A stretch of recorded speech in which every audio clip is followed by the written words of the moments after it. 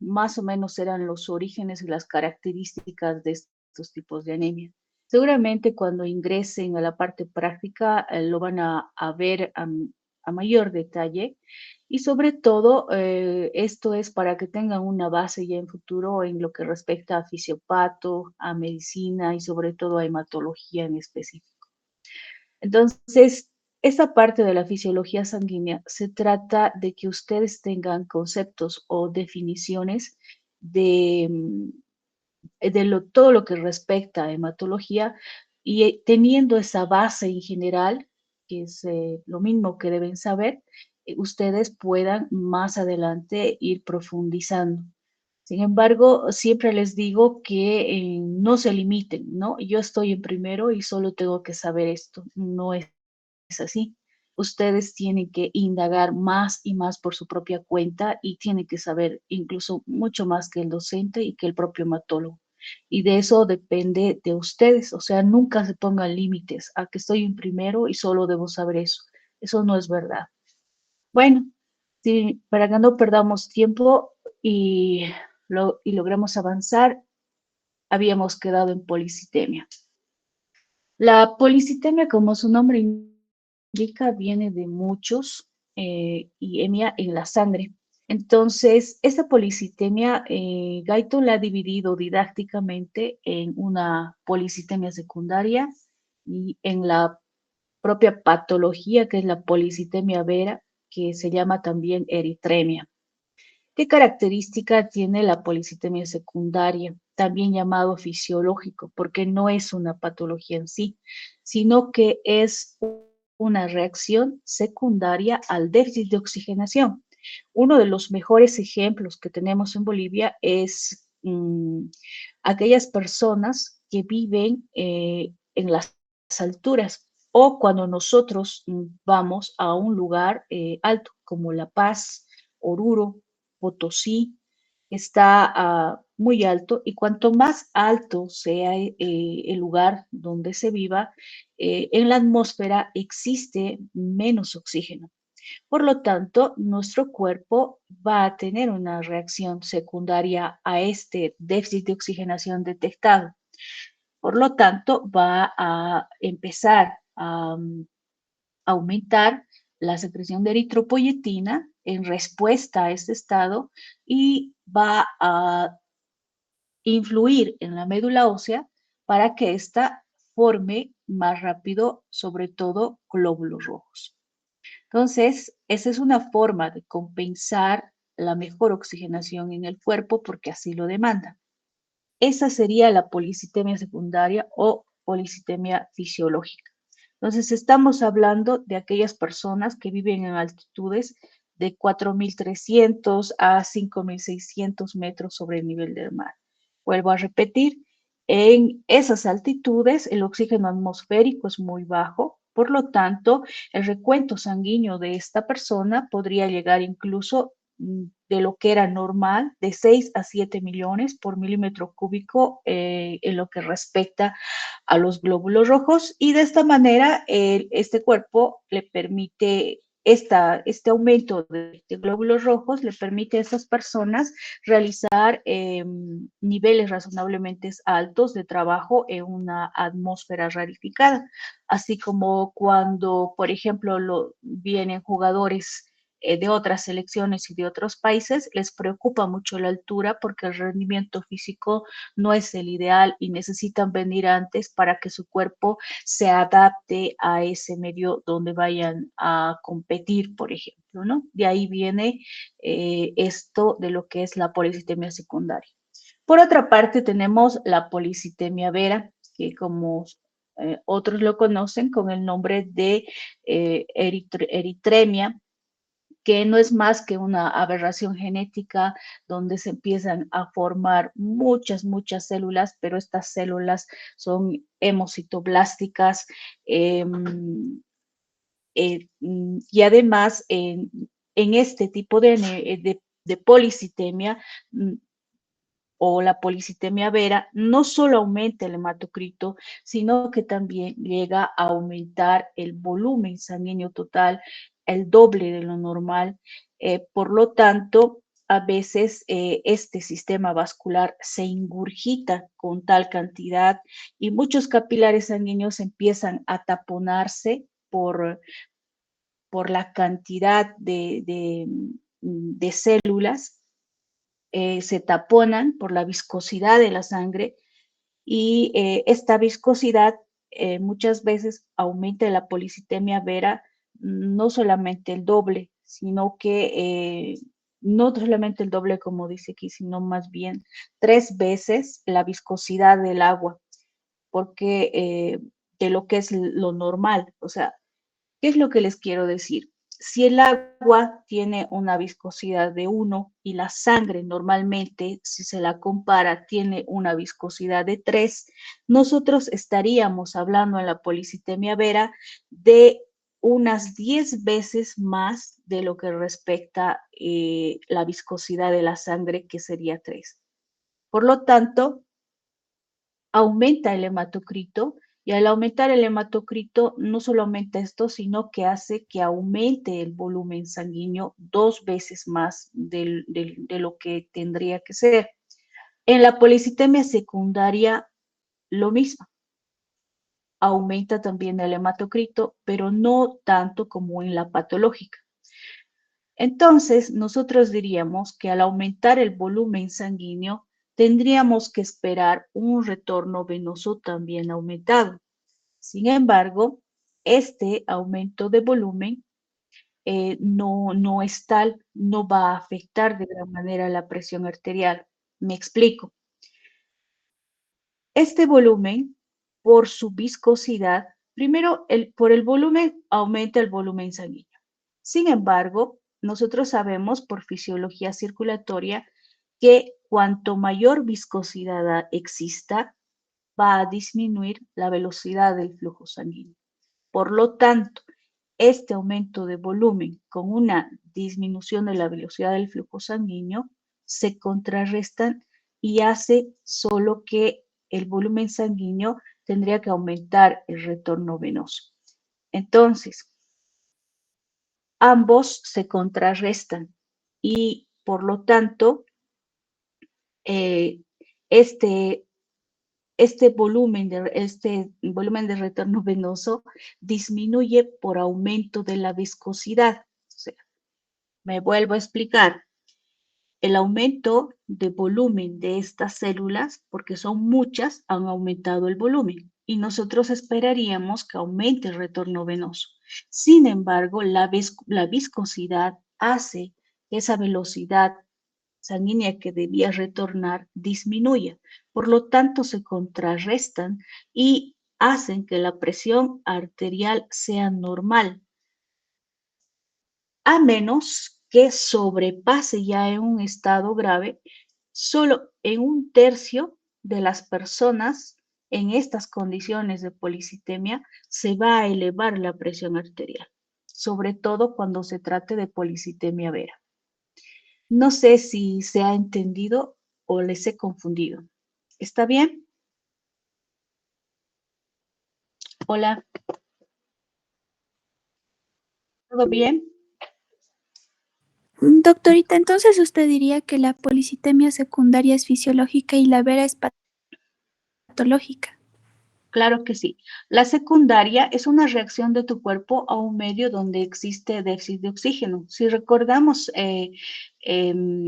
con anterioridad en la otra clase, habíamos dicho que todo lo que condicione disminución de oxigenación para un ser humano hace que se aumente la producción de eritropoyetina para que ésta pueda influir sobre la médula ósea y producirse más glóbulos rojos y que mejoren las acciones de las proteínas o sustancias inductoras, de las sustancias formadoras.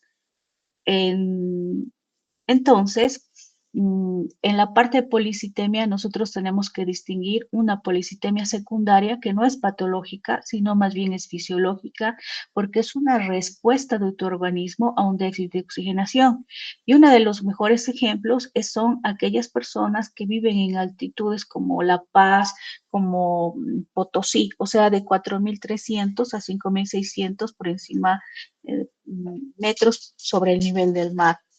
Y la policitemia vera también es una policitemia, pero se trata más bien de una patología, se llama eritremia, se da por una aberración genética de las células hemocitoblásticas, donde también se ve el aumento del hematocrito, igual que en la policitemia. Sin embargo, el aumento del hematocrito es mucho mayor, tanto que puede aumentar el volumen sanguíneo al doble. Por lo tanto, el sistema vascular se ingurgita, los capilares sanguíneos están taponados y estos pacientes incluso tienen un rostro medio violáceo, rojizo. Esa es una patología. La policitemia secundaria es una reacción fisiológica, no es una patología propiamente, no es, y también aumenta el hematocrito porque se han formado más glóbulos rojos por el déficit de oxigenación en las altitudes.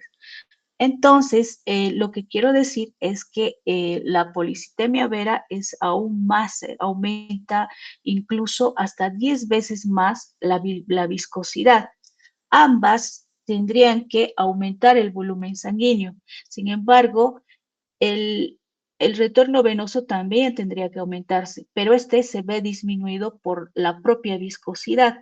Por lo tanto, ese aumento de volumen y viscosidad se contrarrestan y la presión arterial no es afectada, sino a veces es normal, sobre todo en la policitemia secundaria fisiológica.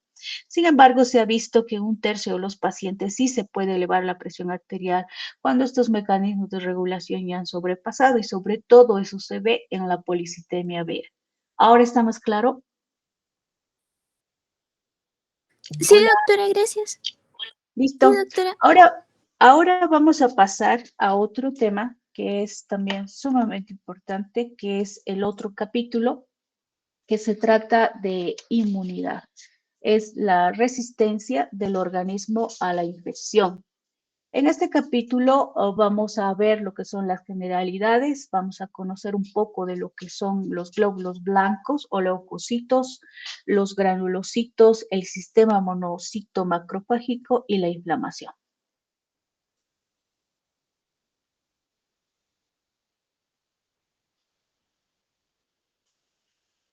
Ya,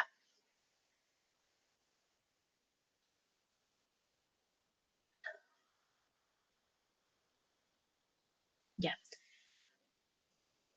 Todos nosotros, todos los seres humanos, tenemos eh, organismos que están expuestos continuamente a las bacterias, a los virus, a los parásitos, etcétera, etcétera. Y ustedes deben recordar eh, que estamos nosotros con cierto tipo de defensas, ¿no? Y esos tipos de defensa nos defienden en grados variables de todo lo que nos puede hacer daño. Entonces tenemos, supone que la piel propiamente dicha es como una barrera que nos protege de muchos organismos. Tenemos en la boca también muchas sustancias que nos pueden proteger, nuestras mismas vías aéreas, el aparato digestivo, nuestras membranas oculares, incluso nuestras vías urinarias. Debemos recordar que muchos de estos microorganismos son, muchos de ellos, si no tuviésemos defensas, podrían provocar anomalías fisiológicas, enfermedad, muerte, si en nosotros, si lograsen invadir nuestros tejidos más profundos. Y cada día nosotros estamos expuestos a bacterias, a virus que son muy infecciosos, a agentes que nos pueden provocar enfermedades mortales, crónicas, agudas. Hoy en día, por ejemplo, se ha desatado una epidemia de neumonía, sobre todo en los menores de 5 años, como el neumococo.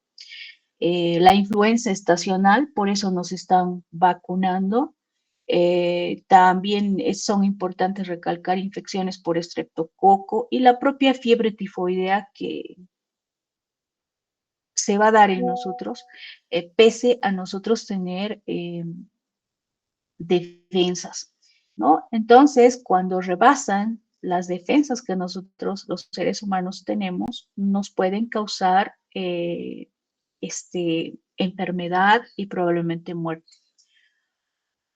Ahora, es importante recordar que muchas partes de nuestro organismo tenemos microorganismos saprófitos. Saprófitos quiere decir que viven en nosotros, coadyuvan en algún momento dentro de nuestra etapa fisiológica, pero que no nos provocan enfermedad, ¿no? Esa es otra cosa. Ahora, nuestro organismo, debemos recordar que tiene un sistema especial que combate a los microorganismos infecciosos y a las sustancias tóxicas. ¿Por quién está compuesto en primera instancia en esta primera parte de la resistencia de nuestro organismo? Por los glóbulos blancos, células blancas, también llamados leucocitos. Estos mismos leucocitos van a tener diversas formas que se van a situar a nivel del tejido y son las células tisulares, como bien dicen, derivados de los leucocitos. Y estas dos en su conjunto, estas trabajan de dos formas. Una, destruyendo las bacterias o los virus por un fenómeno muy importante que de repente ustedes ya lo conocen, que es la fagocitosis. Y en segundo lugar, formando anticuerpos y linfocitos sensibilizados. Esta primera etapa de las propias células es lo que compete a esta primera parte de lo que es la resistencia del organismo. Y la otra parte, en la próxima clase o en la subsiguiente, hablaremos de la formación de anticuerpos y linfocitos sensibilizados. Los leucocitos, las células blancas sanguíneas, son unidades móviles del sistema protector del organismo.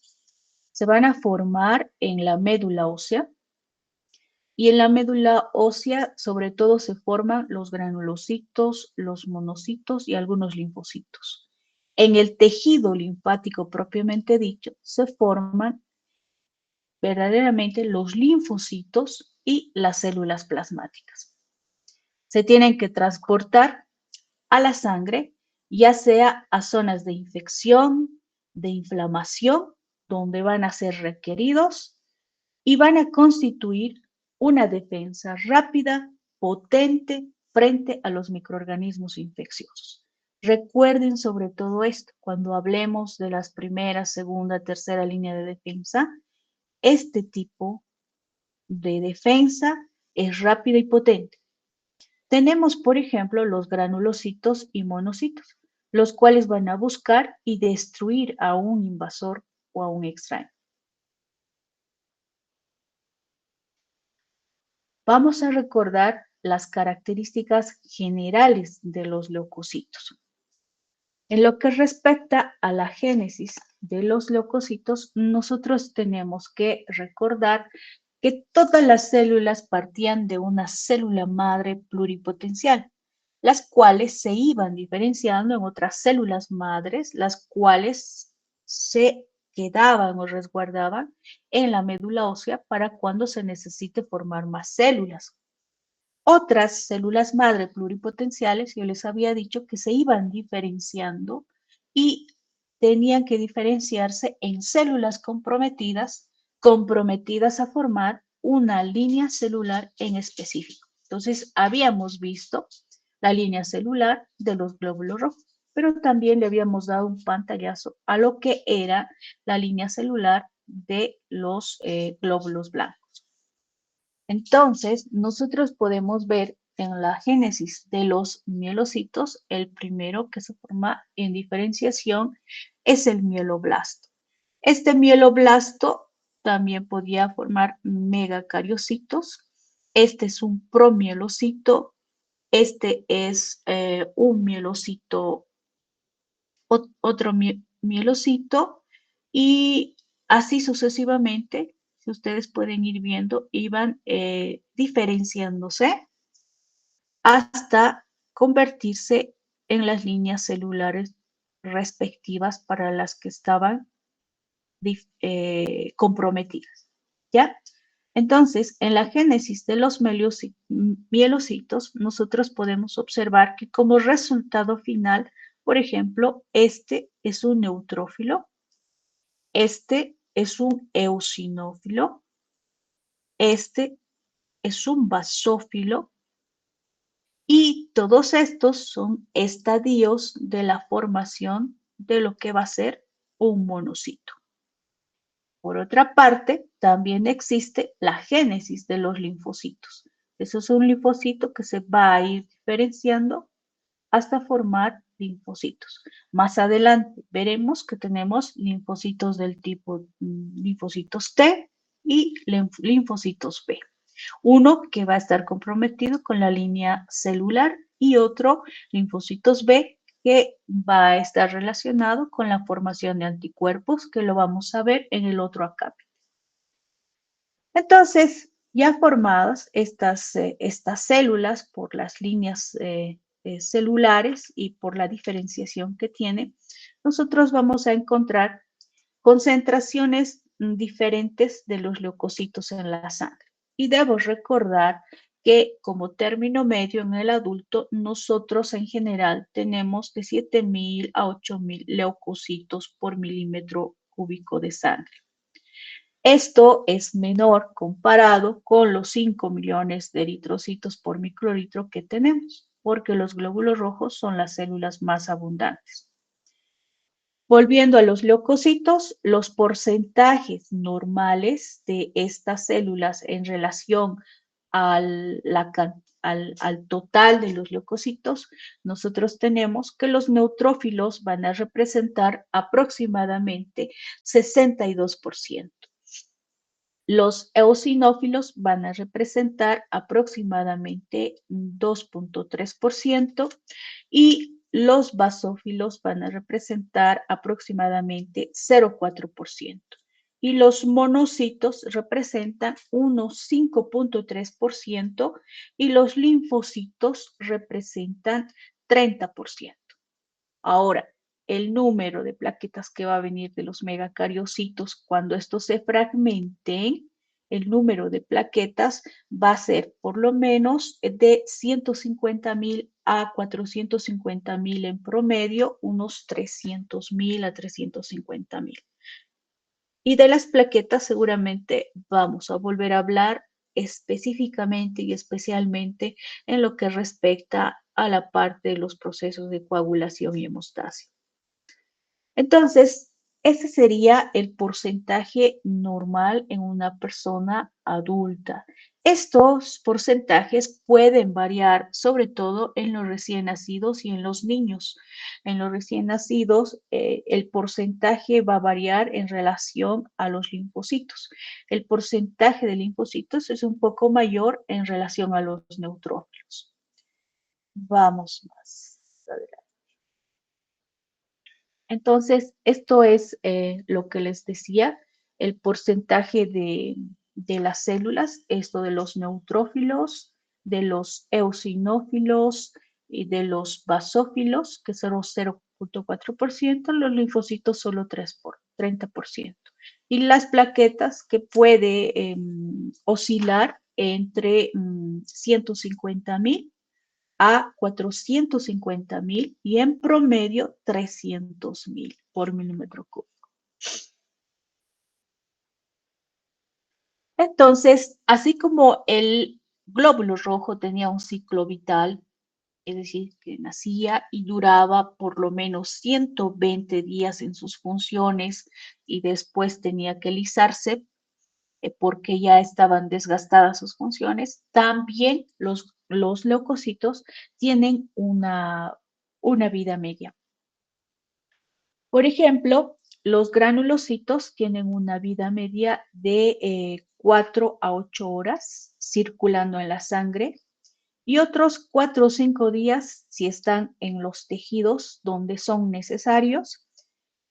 Y sobre todo, tienen que estar atentos a cualquier tipo de infección tisular grave y si estos ejercen sus funciones mucho antes, entonces su vida va a estar acortada según sus funciones.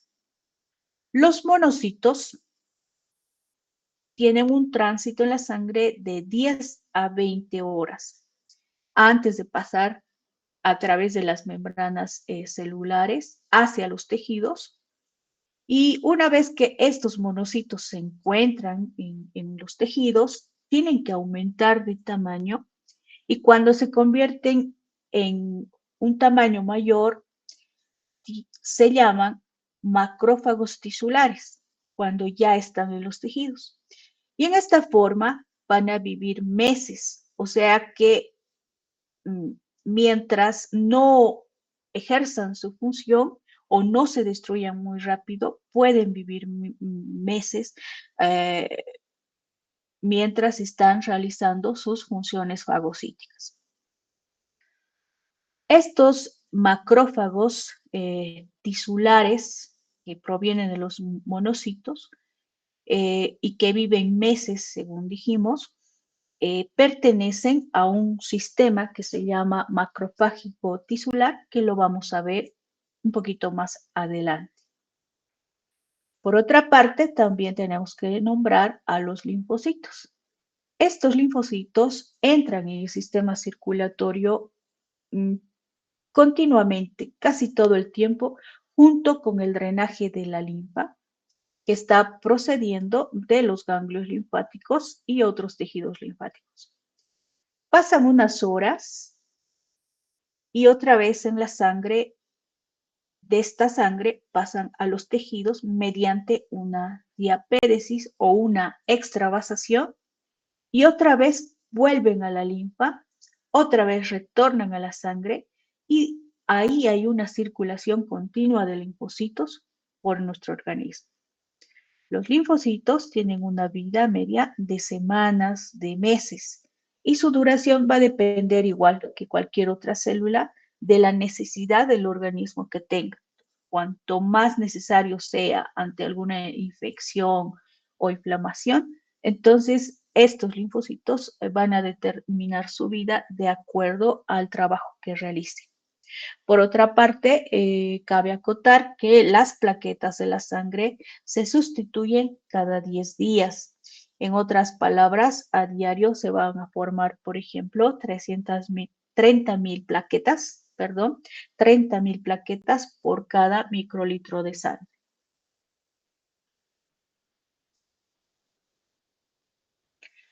Los neutrófilos y los macrófagos que defienden de las infecciones. Perdón. Los leucocitos, como tales, entran en los espacios tisulares mediante un fenómeno que se llama diapéresis. Estos se mueven a través de los espacios tisulares por un movimiento ameboide y son atraídos a las zonas del tejido inflamado mediante quimiotaxis.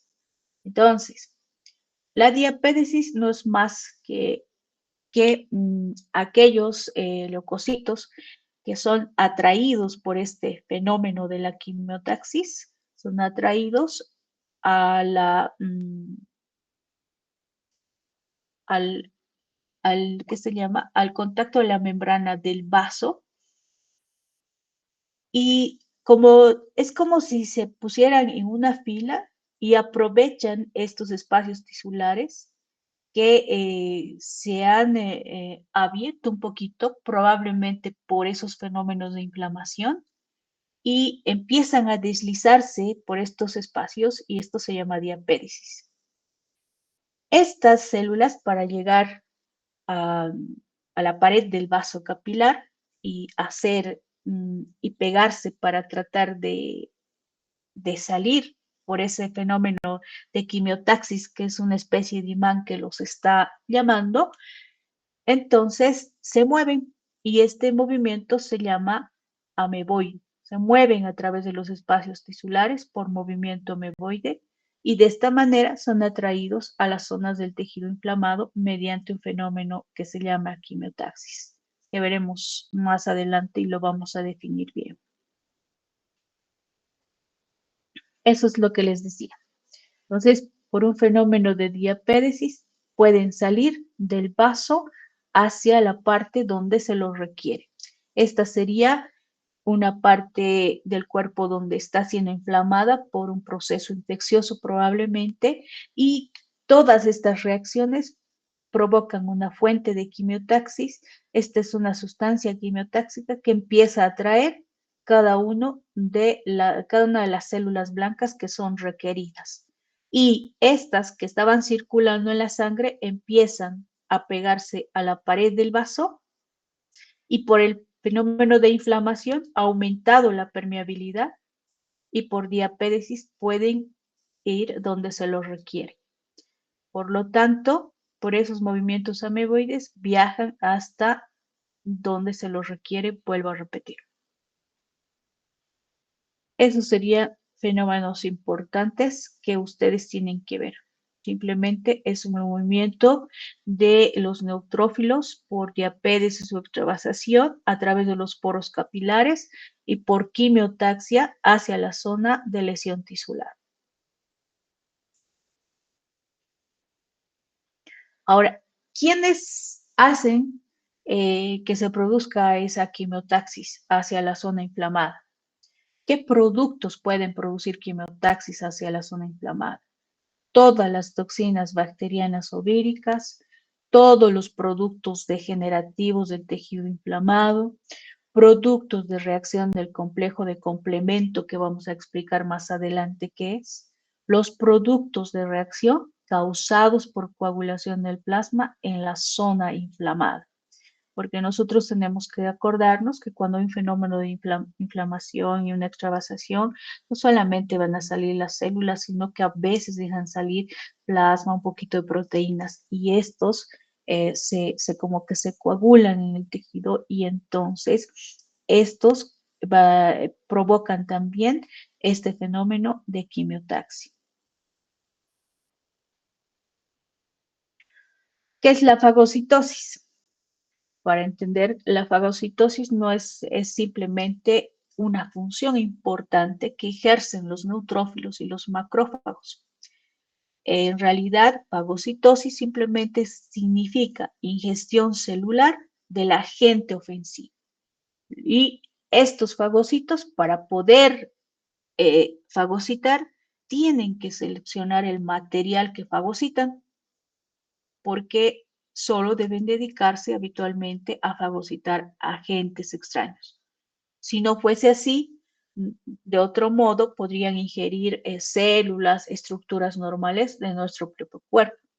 Entonces, el que tenga lugar la fagocitosis va a depender especialmente de 3 intervenciones selectivas.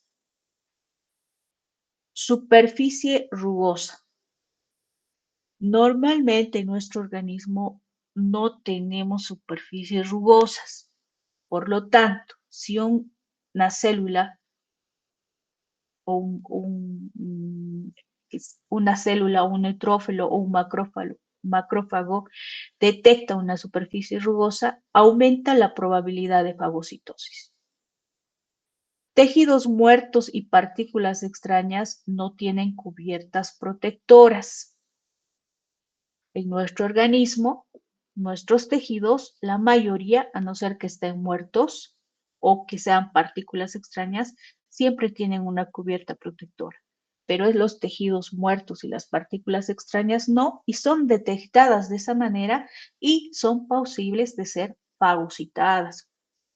Los anticuerpos adheridos a membranas bacterianas o combinaciones con C3, y el C3 es un marcador de agentes extraños. Por lo tanto, eso se llama opsonización. Si ya está marcado, lo detecta el macrófago y procede a la fagocitosis. Entonces, estas fagocitosis va a depender de 3 intervenciones selectivas. De esta manera, los va a poder seleccionar, los reconoce como extraños y los va a poder fagocitar. Esta fagocitosis tiene pequeñas diferencias en relación a que si lo hace el neutrófilo o a que si lo hace el macrófago. El neutrófilo lo hace de la siguiente manera, se une a la partícula.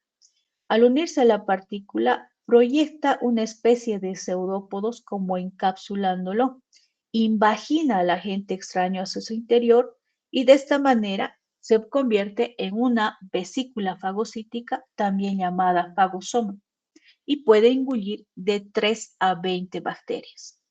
Mientras tanto, el macrófago es más poderoso que este neutrófilo porque puede atacar a 100 bacterias y además engullen partículas grandes, incluso parásitos, pero parásitos jóvenes. Pueden extruir los productos residuales y todavía sobrevivir y duran muchos meses más en su accionar los macrófagos. Esto lo tienen que recordar, por favor. Bueno, una vez fagocitadas las sustancias extrañas, la mayoría de las partículas que han fagocitado son digeridas dentro de esta célula por enzimas obviamente intracelulares. Los neutrófilos y los macrófagos contienen lisosomas llenos de enzimas proteolíticas. Los lisosomas de los macrófagos, por ejemplo, contienen además una sustancia como la lipasa o lipasas, las cuales pueden digerir membranas lipídicas gruesas. Y un ejemplo muy importante es el bacilo de la tuberculosis. Los neutrófilos y los macrófagos también pueden matar bacterias, no solo engullirlas, digerirlas, etc. Los neutrófilos y los macrófagos tienen sustancias oxidantes, las cuales están formadas por enzimas de la propia membrana del fagosoma o por orgánulos que contengan, que se llaman peroxisomas de peroxisoma como el superóxido, que puede dar lugar al superóxido, al peróxido de hidrógeno, a iones hidroxilo, los cuales son sustancias oxidantes que ayudan a matar bacterias. Existen también enzimas lisosomales, como la mieloperoxidasa. Esta mieloperoxidasa cataliza la reacción entre el agua y los iones cloro, formando hipoclorito. Entonces, este nombre ustedes se van a acordar de la lavandina que contiene el hipoclorito. Entonces, esta enzima lisosomal hace una sustancia similar que se llama hipoclorito y es bactericida. Algunas bacterias, como la tuberculosis, causan, como ustedes bien saben, infecciones crónicas. ¿Por qué? Porque estas bacterias poseen cubiertas resistentes a la digestión y además secretan sustancias que resisten efectos microbicidas que nosotros tenemos gracias a los neutrófilos y macrófagos. Por eso muchas veces esta enfermedad, sobre todo en personas que tienen una inmunidad muy baja y que viven en la pobreza o han estado conviviendo mucho tiempo con pacientes tuberculosos, se pueden contagiar de esta bacteria y a veces incluso son resistentes a ciertos medicamentos. Así como nosotros resistimos a algo, nos defendemos de algo con nuestras células blancas, también las bacterias tienen sus propias cubiertas, sus propios mecanismos de defensa, como seguramente si es que no han visto un bacterio, lo van a ir viendo. Entonces, de esta manera, también es que nuestros propios neutrófilos y macrófagos a veces no son suficientes para cierto tipo de bacterias y así pueden causar infección. ¿Qué es el sistema monocito macrofágico del sistema retículo endotelial?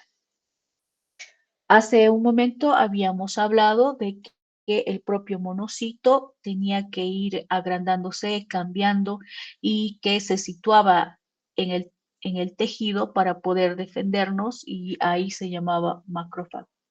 Estos macrófagos van a estar presentes en muchos tejidos y muchas veces su nombre va a variar de acuerdo en el tejido que se encuentre.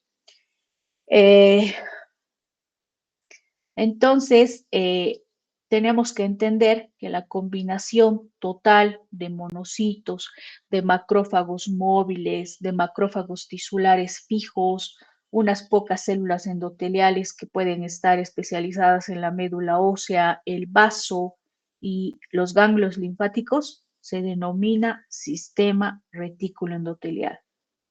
Pero casi todas estas células se originan de las células precursoras monocíticas.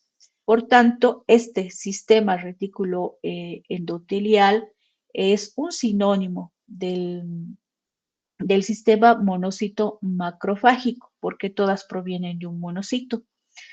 Y debido a este término, entonces, al final se lo denomina sistema retículo endotelial y se lo conoce mucho mejor así. O también lo van a conocer como sistema monocito macrofágico, pero en la mayoría está sistema retículo endotelial. Entonces, tenemos que recordar que este sistema fagocítico obviamente es generalizado y está localizado en todos los tejidos, en especial en las zonas de tejido donde deben destruirse grandes cantidades de partículas, de toxinas y otras sustancias indeseables que tengan contacto con nuestro organismo. Así tenemos los macrófagos tisulares en la piel y en los tejidos, se los llama histiocitos. Decimos que la piel prácticamente es impermeable a cualquier tipo de microorganismo infeccioso, a menos que se abra, que tenga una herida, que esté lesionado o se rompa esa barrera. Entonces, cuando la infección comienza, por ejemplo, en el tejido subcutáneo, va a empezar a surgir una inflamación y entonces los macrófagos tisulares locales van a empezar a dividirse en el mismo sitio y van a formar todavía más macrófagos en defensa y de esta manera pueden realizar sus funciones habituales para atacar, para destruir a todos los microorganismos que estén cercanos a la piel o que quieran ingresar a través de esa barrera que se ha roto por una herida, por ejemplo. Macrófagos de los ganglios linfáticos. También existen macrófagos en los ganglios linfáticos. En realidad, ninguna partícula que entre en los tejidos, ya sea bacteria o lo que sea, puede pasar directamente a través de las membranas capilares hacia la sangre. Pero si por alguna razón, o por ejemplo, pero si estas partículas se destruyen ya en los tejidos o no se destruyesen ahí, van a entrar en la linfa y van a empezar a fluir por los ganglios linfáticos localizados de modo intermitente y gracias a, a que existe en esta, ¿cómo les diría? Gracias a que está fluyendo constantemente la linfa, estas partículas que no han sido atacadas a nivel de los tejidos propiamente dichos, pueden estar atrapadas en los ganglios linfáticos gracias a la fluidez que tiene la linfa. Entonces quedan atrapados en la red de los senos que están cubiertos por macrófagos tisulares. Luego tenemos los macrófagos alveolares en los pulmones, sobre todo en los pulmones, que es otra vía por la cual cualquier microorganismo invasor puede ingresar o ingresa con frecuencia a nuestro organismo a través de nuestra respiración hacia los pulmones. Por eso hay un gran número de macrófagos tisulares que tienen que formar parte integral de las paredes alveolares. Estos pueden fagocitar partículas que obviamente van a quedar atrapadas en los alveolos. Si estas partículas fuesen digeribles, estos macrófagos lo van a digerir y lo van a van a empezar a liberar productos digeridos a la propia linfa que esté circulando a través de los pulmones. Ahora, si esta partícula no fuese digerible, los macrófagos van a formar una cápsula de células gigantes alrededor de esta partícula no digerible, y va a llegar un momento que al ser esta partícula puesta en una cápsula, va a ir degradándose o va a ir disolviéndose lentamente. Entonces, este tipo de cápsulas se dice que con frecuencia, sobre todo se la puede ver alrededor de los bacilos de la tuberculosis. También podemos ver partículas de polvo de silicio e incluso partículas de carbón, sobre todo en aquellas personas que trabajan en las minas. También tenemos que nombrar a otros macrófagos que se encuentran en los sinusoides hepáticos, que se denominan células de Kupffer. Es otra vía por medio de la cual las bacterias también nos pueden invadir el cuerpo, o sea, a través del aparato digestivo. Y las células de Kupffer han demostrado que fagocitan una sola bacteria en menos de 0.01 segundos. Nosotros sabemos que a través de la mucosa intestinal pueden ingresar hacia la sangre portal constantemente un número alto de bacterias que pueden estar presentes en los alimentos que nosotros hemos ingerido. Y antes de que esta sangre entre a la circulación en general, esta misma sangre portal tiene que pasar a través de los sinusoides hepáticos, los cuales tienen que estar cubiertos o están cubiertos por los macrófagos tisulares que se llaman células de Kupffer. Entonces, estas células representan un sistema o forman un sistema de filtración de partículas, la cual es muy eficaz, que hace que ninguna de las bacterias del aparato digestivo que ha podido ingresar a través de la sangre portal ingrese a la circulación sistémica general. Entonces, o sea, estas células son muy importantes y están situadas en los sinusoides hepáticos. Tenemos que nombrar también a los macrófagos del vaso y de la médula ósea. Si por alguna razón un microorganismo de verdad ha podido ingresar a la circulación en general, también tenemos otras líneas de defensa macrofágica tisular, y son estas, que son las del vaso y la médula ósea, que son muy importantes. En estos tejidos, los macrófagos quedan atrapados en la trama reticular, y cuando ingresa la partícula extraña y entra en contacto con estos macrófagos que están situados en el vaso y en la médula ósea, son fagocitados. El vaso va a actuar similar a los ganglios linfáticos, excepto porque por el vaso obviamente pasa sangre, y en lugar de linfa lo hace a través de los espacios tisulares. Y además, en relación a lo que es el trabajo de la cápsula esplénica, la púrpura esplénica, va a terminar en capilares pequeños, en los cuales también se va a observar la defensa de estos macrófagos hacia agentes extraños. Los capilares del vaso, tenemos que recordar que son muy porosos, que permiten que la sangre completa salga de los capilares hacia los cordones de la pulpa roja. La sangre es exprimida en esta red trabecular por estos cordones. Finalmente, tiene que volver a la circulación a través de las paredes endoteliales de los senos venosos, ¿no? Eso sería un recorrido de lo que es el flujo de sangre a través del vaso. Debemos recordar también que las trabéculas de la pulpa roja y los senos venosos están cubiertos también de macrófagos, y se dice que ese es un caso particular porque el paso de sangre a través de estos cordones de la pulpa roja empieza a proporcionar un medio importante para poder fagocitar restos indeseables presentes en la sangre, sobre todo a los eritrocitos viejos o los anómalos. Bueno, eso sería respecto al sistema monocito macrofágico. Espero no haberme olvidado nada. Creo que está lo más importante. Luego hablamos de la inflamación y la participación de los neutrófilos y los macrófagos.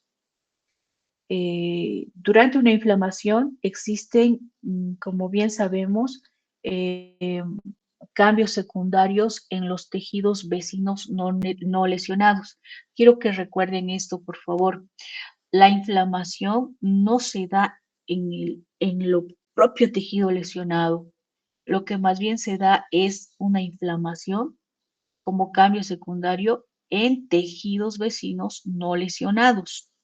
Es decir, alrededor de esa lesión empieza a desatarse el fenómeno de inflamación. ¿Por qué está caracterizado? Está caracterizado por una vasodilatación de vasos sanguíneos locales. Esos se vasodilatan. Luego, en segundo lugar, hay un aumento de la permeabilidad de capilares, los cuales va a permitir la fuga de líquido. Luego, cuando este líquido ha llegado al intersticio, existe una coagulación del líquido intersticial por excesivo fibrinógeno que ha podido salir y por otras proteínas que se han permitido salir por este aumento de permeabilidad. En cuarto lugar, existe una migración y un aumento de granulocitos y monocitos al tejido, como habíamos visto por los fenómenos de quimiotaxia. Y además existe una tumefacción de células tisulares, que están hinchadas, edematizadas. Algunos productos van a provocar estas reacciones tisulares como fenómeno de inflamación. Y estos productos son la histamina, la bradicinina, la serotonina, las prostaglandinas, cualquier producto diferente al sistema de complemento, productos de reacción lenta del sistema de coagulación, productos de reacción del sistema de coagulación de la sangre, luego linfocinas que están secretadas por linfocitos T sensibilizados, como vamos a ver en el otro capítulo, y todas estas sustancias, por lo menos están las más importantes, son las que estimulan el sistema macrofágico para que vayan devorando a los tejidos destruidos. ¿A qué se llama efecto tabicador de la inflamación? El efecto tabicador de la inflamación es el primer resultado de la inflamación. Significa aislar, tabicar, aísla la parte inflamada. Entonces, los espacios tisulares y los linfáticos de esta zona inflamada van a empezar a bloquearse con coágulos de fibrinógeno que han logrado salir por ese aumento de permeabilidad en la inflamación. Este efecto tiene una función. Este efecto retrasa la diseminación de bacterias y productos tóxicos hacia otras partes de nuestro organismo. Entonces, todo proceso inflamatorio va a ser proporcional al grado de lesión tisular. ¿Qué quiere decir?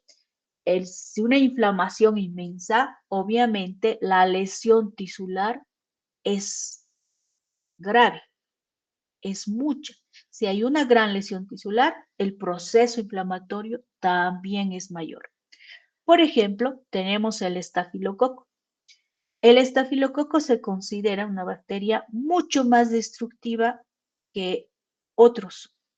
Sin embargo, ahora han aparecido más. Pero el estafilococo es mucho más destructivo por esto, porque por esto el efecto tabicador es rápido. ¿No? ¿Qué quiero decir? Si nuestro organismo detecta el estafilococo como un agente muy destructivo y provoca además un fenómeno inflamatorio grande, es porque nuestro organismo lo ha detectado así, es más agresivo, por lo tanto, la reacción de nuestro organismo ante este estafilococo va a ser mayor. Por eso, el efecto tabicador es más rápido y mucho mayor. Sin embargo, también existen bacterias como el estreptococo, por ejemplo, cuando nuestro organismo está frente a un estreptococo, este al principio no provoca gran lesión e inflamación. Entonces nuestro organismo responde como un proceso tabicador lento frente a este estreptococo. Sin embargo, este estreptococo empieza a reproducirse, empieza a migrar, se extiende y por eso tiene más tendencia a la muerte. ¿Ya? Entonces, este estreptococo al principio produce una inflamación, probablemente parece ser menos agresivo que el estafilococo.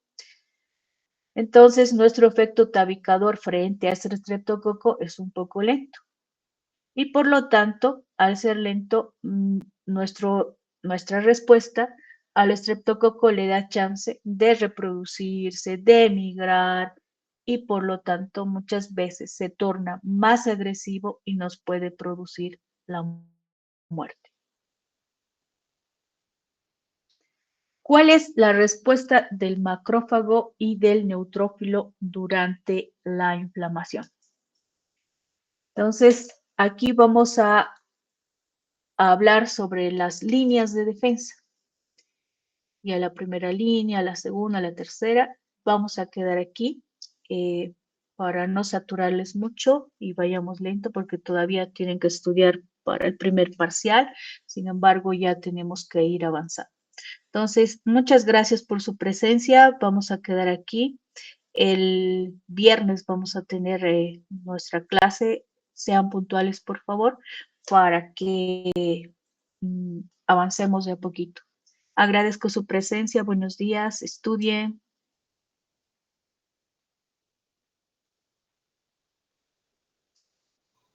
Gracias, doctora.